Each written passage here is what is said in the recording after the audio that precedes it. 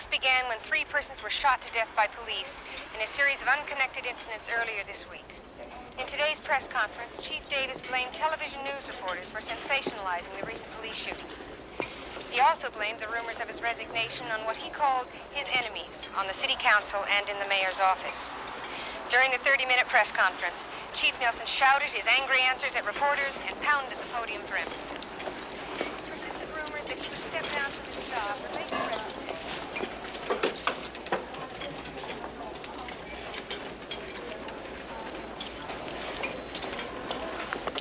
Dick? Humphrey. I'm at the airport, but something's come up. I can't make it for dinner, but I'll be there later, about 11, okay? Good. During the 30 Turn it up. Chief Nelson shouted his angry answers at reporters and pounded the podium for emphasis.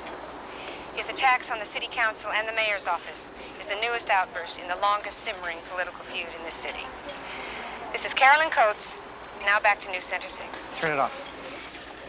How long does it take to get to Channel 6? Why don't you ask the cab driver, buddy? Absolutely brilliant suggestion. Carolyn Coates, please. You could tell her it's a matter of life or death. My card.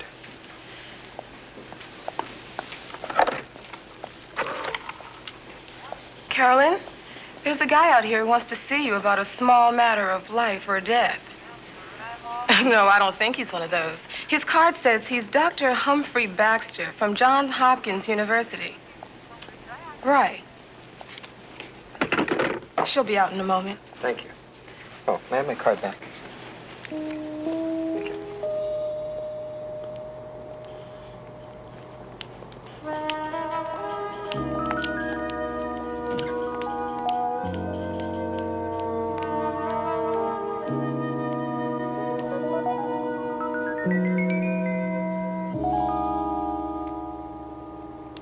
Dr. Baxter? Yes. I've been told I have a very abrupt manner, even peremptory. I find it saves a great deal of time. I see. I never saw you before an hour ago at the airport, on television. I came straight here. I don't think I want to ask why. Why? It's really quite simple. We're going to get married. You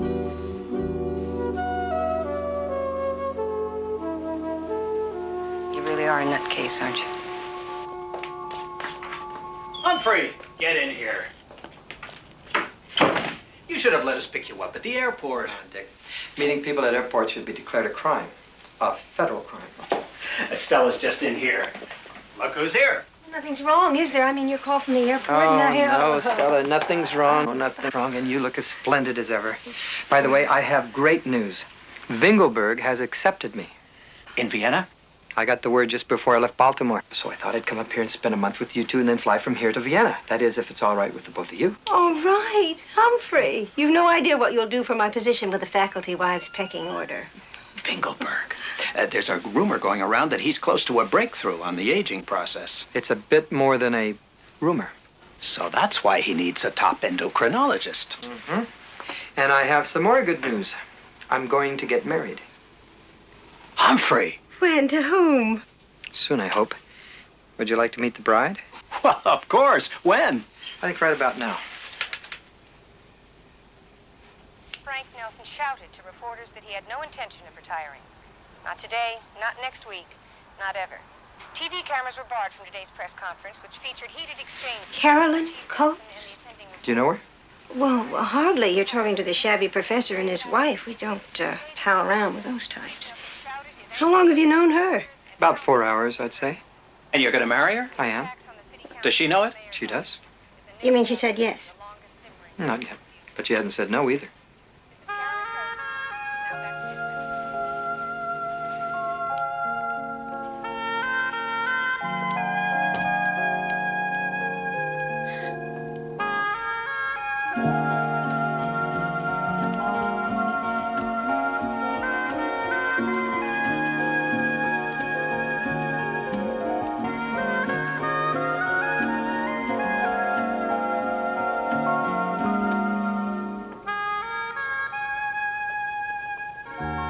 There are 28 balloons. They symbolize the number of days we have left before we leave for Vienna. Vienna. Which I'm sure you'll love. Will remain there for 1 year while I work with Vingelberg, Finkelberg. a noted scientist. Today, my courtship officially begins. Shall we start with lunch? Do I have a choice? Almost none.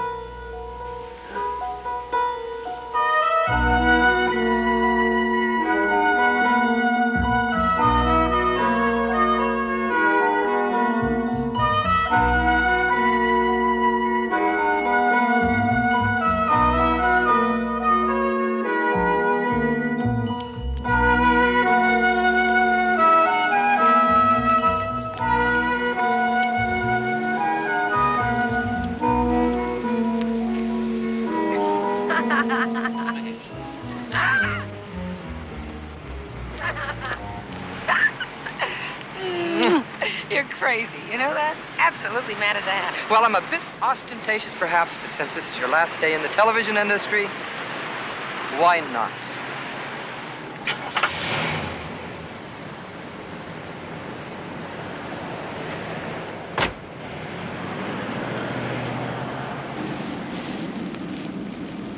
I told them today that I was quitting to get married. Good. And guess what they told me?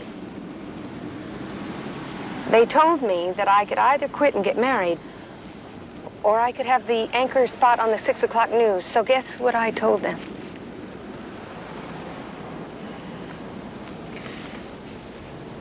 You would have liked Vienna, I think.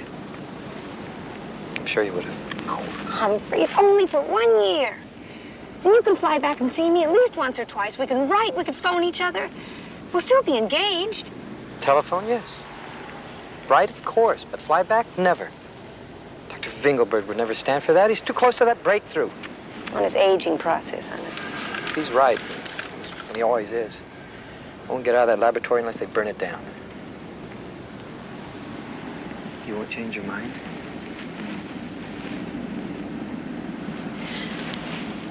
Humphrey, I want to explain something to you, and I want you to listen very carefully.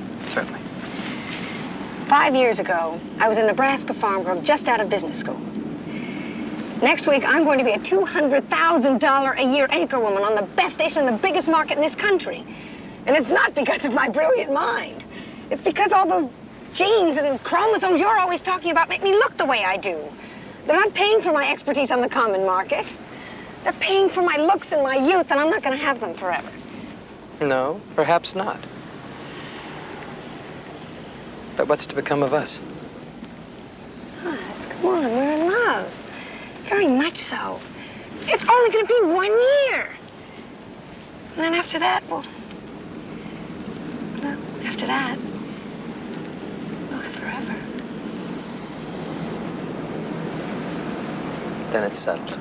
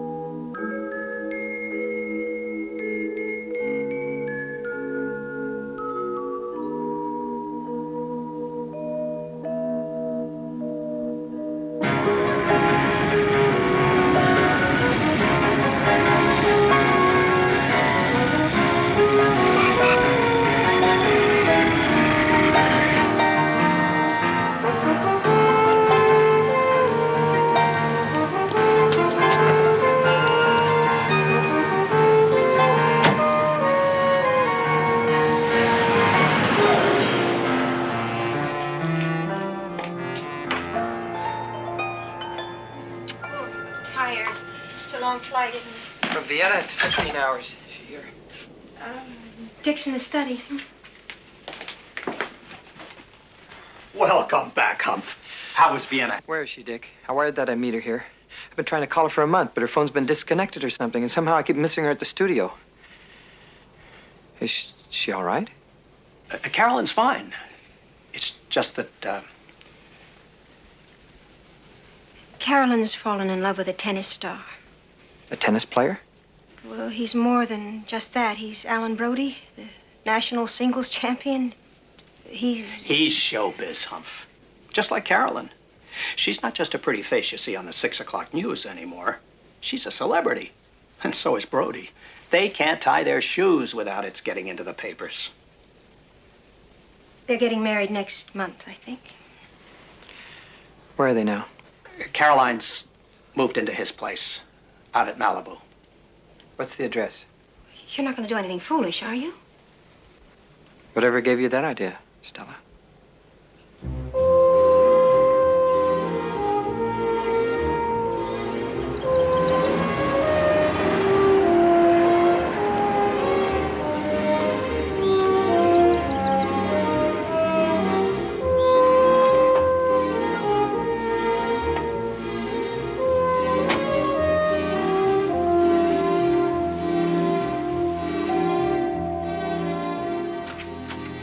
Carolyn Coates, please. I'm Humphrey Baxter.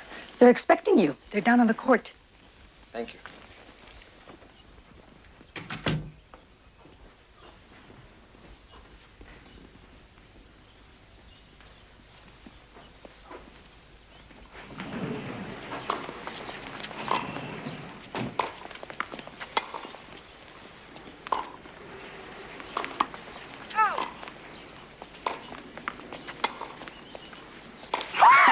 Hey, watch it. Sorry. Yeah, save those for the game. Oh, not bad. Humphrey.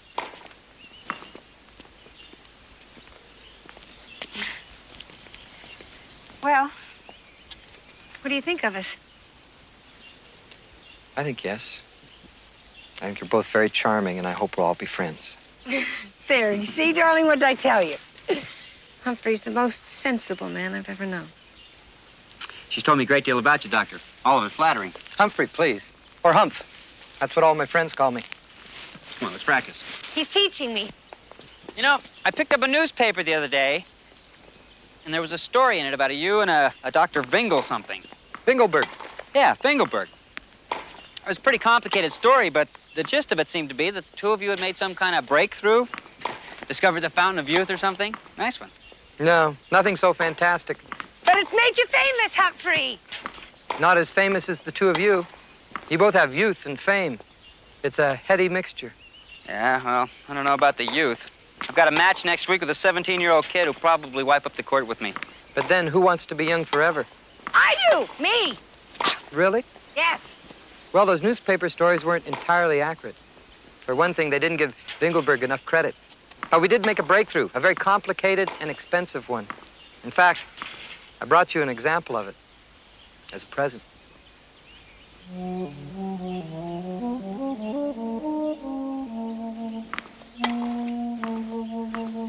Carolyn, I'd like you to meet Methuselah. He just had a birthday. He turned 5. Oh, hi. Cool. Aw, 5 weeks? No, 5 years. I just brought him back from Vienna. You just displayed instinctive prejudice. Before long, the world will have to get used to this sort of thing. Well, that's a freak cat or a dwarf or something. Oh, no. He's perfectly normal in every respect. What'll happen to it? Will it eventually explode or crumble into dust or what? Probably die of a heart attack. But after 40 years of glorious youth, which is 280 years in human terms. Will your stuff work on humans? Yes, theoretically. Well, it's more than theoretical if you want to be absolutely accurate. You see, I can't say anything else unless I can swear you both to absolute secrecy. We won't say a word. Never. All right. We did make a breakthrough, Vingelberg and I. Mostly Vingelberg, of course. But unfortunately, the source of the serum dies once the serum is extracted. What's the source? Man himself. People? God, you mean? Well, they were volunteers. But the big breakthrough is that we're absolutely certain we have a synthetic source. Unfortunately, it'll take years and millions of dollars to develop. But you did make some of it. We made it only 3 times, under circumstances about which I will tell you absolutely nothing. 3. Yes, I took 1 dose. You did? Yes, me. Well, I helped discover it, so I took it.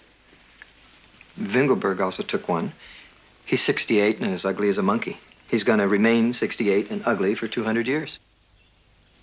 It stops aging completely. Mm-hmm. Yes. What about the other dose? You said there were 3. The 3rd one I brought back with me from Vienna. Carolyn, I needn't tell you why. This is life, youth, and love for nearly 200 years. It's for you. Rather, it's for both of you. You could call it sort of a wedding present. But you must swear, you must solemnly swear, both of you, not to mention a word. Do you swear? I do. I do. Rather like a wedding ceremony, isn't it? We'll each take half. 100 years each. No, you can't do that. Your body does not understand mathematics. Half a dose could cause deformation, even death. Now, what I gave you was 1 dose and 1 dose only. It's to be taken orally, at a gulp. The taste is not unpleasant. It's very safe unless you fool around with it. And then it's dynamite. Just keep it as a curiosity. It's not very pretty, but it is unique. Well, I've got to go now, so congratulations. And my very best wishes for a long and a very, very happy life. Goodbye.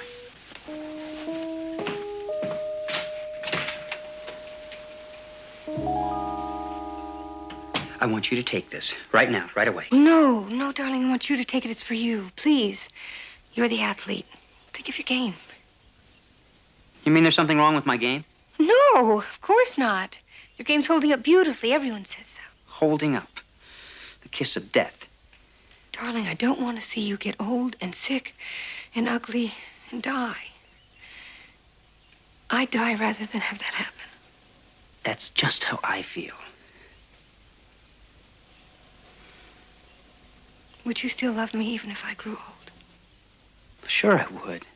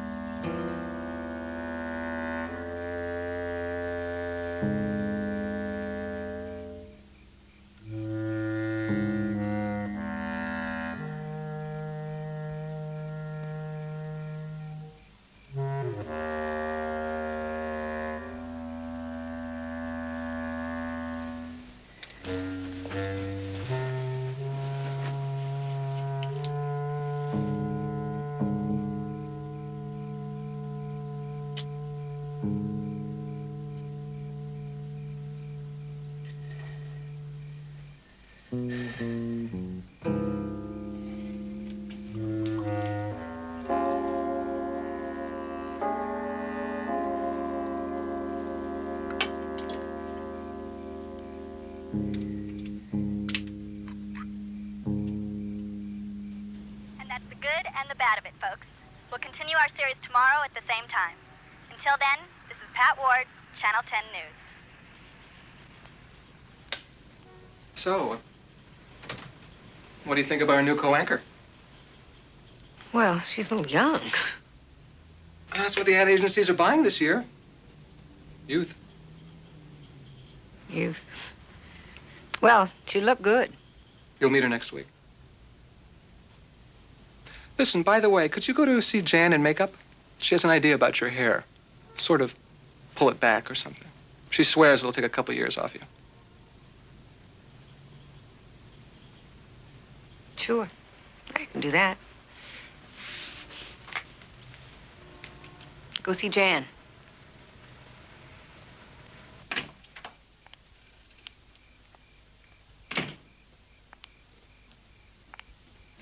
Darling!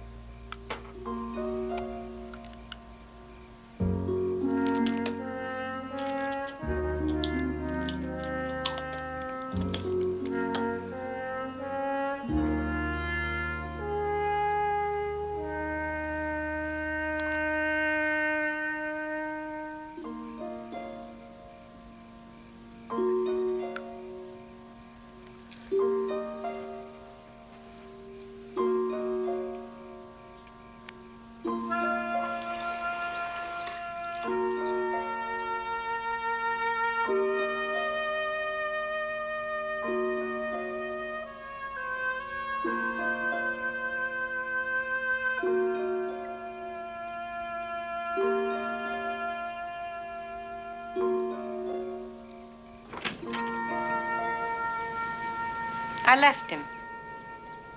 The tennis player. Yes. Well, these things happen. Come in.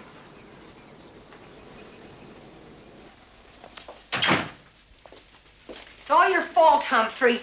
Yes, I would imagine. Sit down. It's that stuff you gave us, that stupid serum.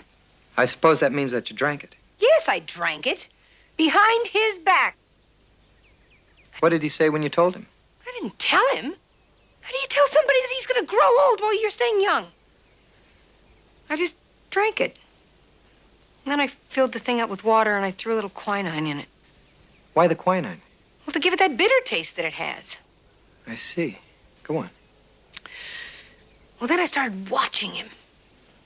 Watching him grow old, I guess. And then I started noticing things, you know? Like what? I don't know, just stuff I didn't like about him. And then I suddenly just stopped loving him. If in fact I ever did. It's very difficult being immortal. There's only 3 of us. You, me, and old Vingelberg. Just us 3 in all the world. I let you down, Humphrey. Yes, perhaps. But we could try again, can't we?